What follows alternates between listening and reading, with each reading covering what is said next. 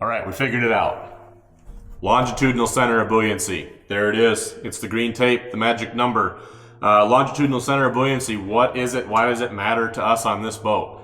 Most restoration projects, that's not something you have to worry about. Longitudinal center of buoyancy is basically what is the geometric point where the center of buoyancy upward is going to be, and we can use that to balance weights forward and aft and make sure the boat trims out correctly and we don't mess it up during the restoration process.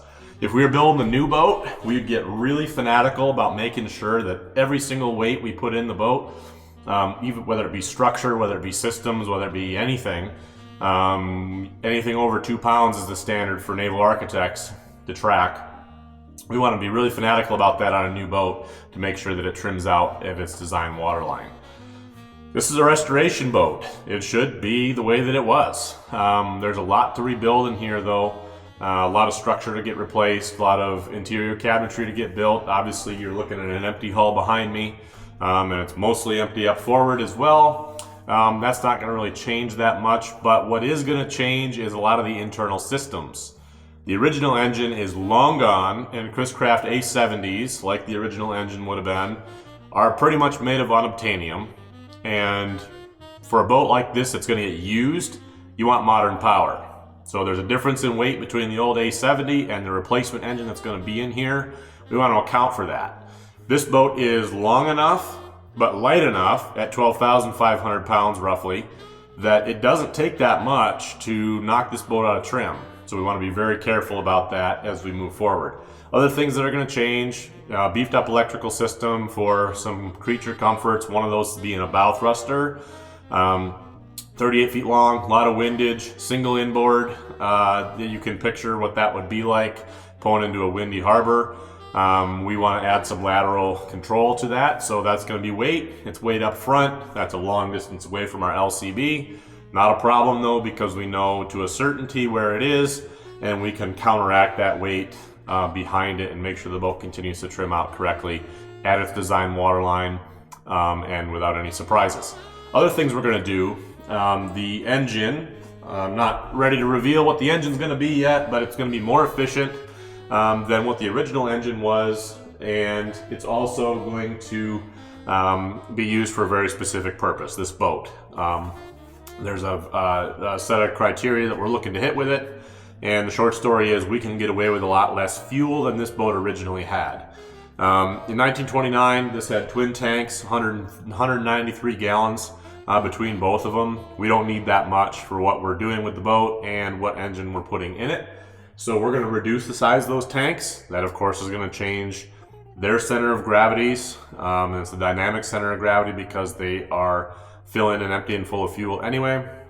But we need to add more batteries. Batteries for the bow thruster, batteries to service the engine, whatever other electronics or electrical stuff we want to put on this boat. Ultimately, the goal is this thing needs to look as if it's 1929 and this rolled off the factory assembly line. But internally, we want to make it a usable boat that's easy to use, more modernized internal systems so that it's go down to the dock, push the button, go. That's kind of the goal for it at this point. So using this information is going to be very helpful moving forward. There's no guessing. We know to a certainty how it's all going to work out fore and aft. So I'm going to show you how we found out that LCB. This is the book you want to reference right here, Schemes, Elements of Yacht Design. I use this book quite a bit. It's a great reference book for those of us that aren't designers every day, but need to find out some information that naval architects would normally provide us with. Book's about 100 years old now. Highly recommend picking up a copy of it if you're doing any kind of work like this. It's a fantastic reference for all sorts of boat, yacht design sort of stuff. But what we're interested in is figuring out, again, our longitudinal center of buoyancy, and that means we have to calculate the underwater volume of the hull ahead of time.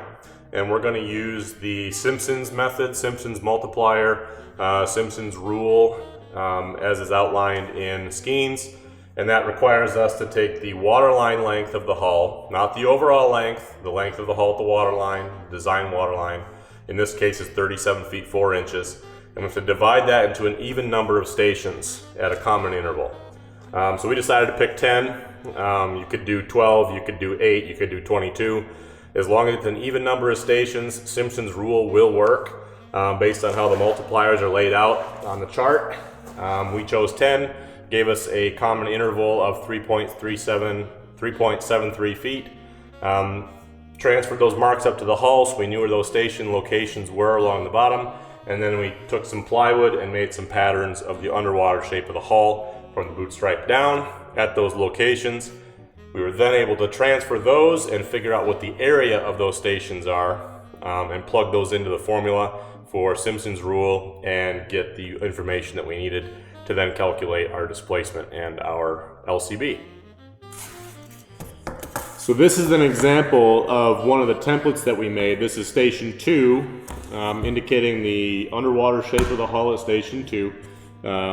Just glued this up out of plywood, cut it to fit fairly close, and it's got all the information on it we need. We can lay this piece down now on our lofting grid, and we can arrange it based on the measurements of where it should be in the boat, and we can trace that line out. And then we do that times 10 for our number of stations, and we've got now a cross-sectional drawing on full size of all those different 10 locations in the boat. I then converted those shapes into AutoCAD. I love AutoCAD because it gives you more precision than you could ever possibly need, and it's way fast. So it didn't take that long to pick up enough points to recreate these shapes on the computer and then just say, hey AutoCAD, what's the area of this shape? It spits you out in a very exact number. We could dump that into our spreadsheet that we built that uses Simpson's rule to calculate our displacement. So our displacement based on how we measure is 249.285 cubic feet of water, which when you calculate times the weight of fresh water, we used 62.2 pounds.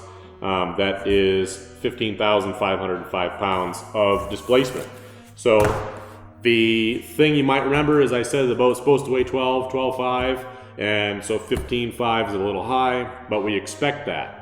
Remember our boot stripe that we used as our reference line to measure these should be higher than what the actual water line is. So in order to figure exactly how far, we used another Simpson's rule formula to figure out pounds per inch immersion. And that's basically saying, okay, how many pounds does it take to sink the boat an inch? That same number will also say, will also tell us how much weight do I remove from the boat to have it float higher an inch, give it more buoyancy. So, or change in buoyancy. So what we found out was about 1,200 pounds, roughly, pounds per inch immersion based on the formula. And our longitudinal center of buoyancy has been figured out as well based on that.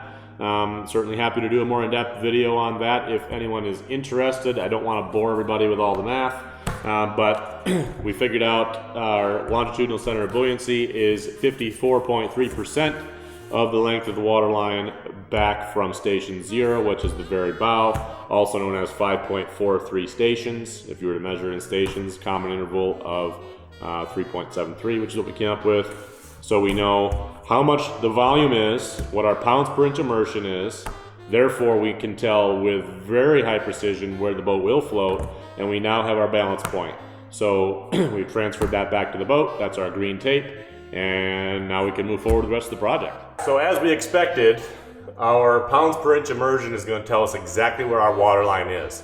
You know, we used the bottom edge of the boot stripe as our reference point to make all of these stations and calculations from because it was consistent and it was known, and that gave us a displacement of 15,505 pounds, which obviously is more than the 12,500 that it's supposed to weigh.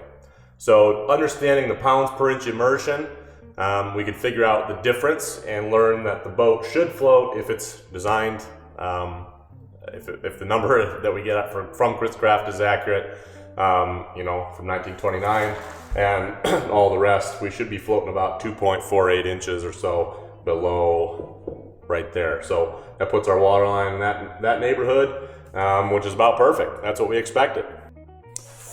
Come here for a minute. Before somebody says something about it. Freshwater calculation, 62.2 pounds per cubic foot.